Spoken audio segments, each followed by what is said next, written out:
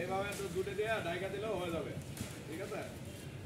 আগুন নিভে যাবে একবার, মশলা দিয়ে ডাইকা দেবে,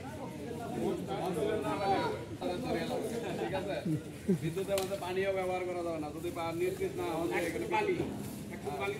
বালি মারা যাবে। পানি মারলে পানির ভিতর দিয়ে বিদ্যুৎ প্রবাহিত হয়ে সব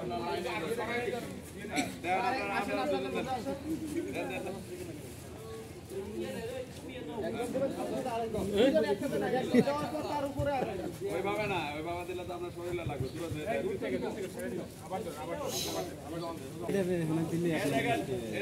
মুসুর দিয়ে খুলবেন এইভাবে, এই যে মুসুর দিয়ে খুলছে, তারপরে নজলের মাথায় ধরবেন, এই যে আগুনের দিকে তাকিয়ে মারি দেবেন, ঠিক আছে?